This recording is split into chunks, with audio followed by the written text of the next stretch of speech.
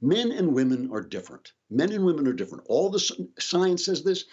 If our own experience says it, and all of the history of human civilization says it. The differences in societies between men and women, that's a human universal. There is no such thing as a culture that does not divide labor between men and women. That doesn't exist. This is the closest you will ever come. Western civilization is the closest you will ever come to a civilization that doesn't necessarily divide labor between men and women.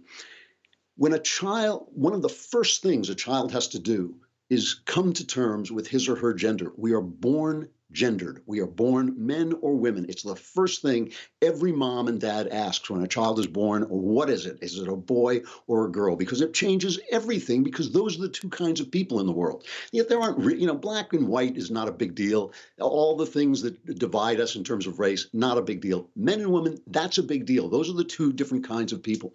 When a child is trying to make those decisions, and when he goes through all the kind of amorphous indecision that children go through, to deprive him of the natural development of his body is a sin, and it is an absolute act of child abuse.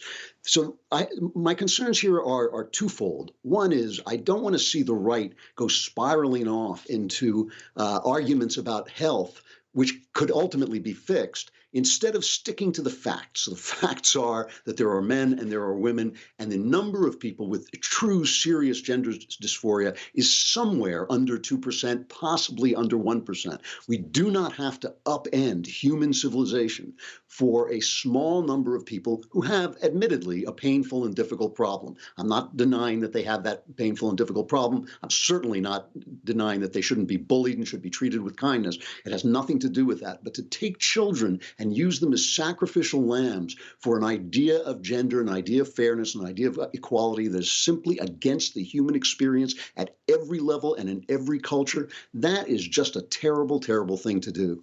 My second concern here is with the amazing, amazing commitment the left has to silencing everyone who disagrees with them, even when it's based on research. This is something that goes on and on at every level of the left's argument. It's not only just that they make their argument, it's that the other argument has to shut up.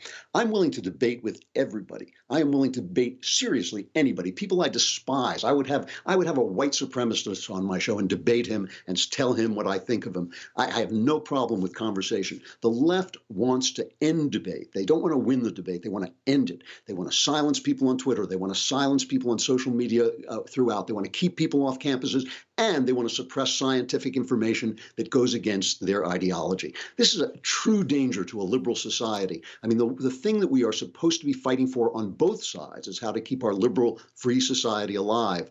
Unfortunately, the left has abandoned that fight. It is only conservatives who are fighting to keep that society alive. And this is an example of that exact thing, of them trying to shut down all kinds of discussion and research.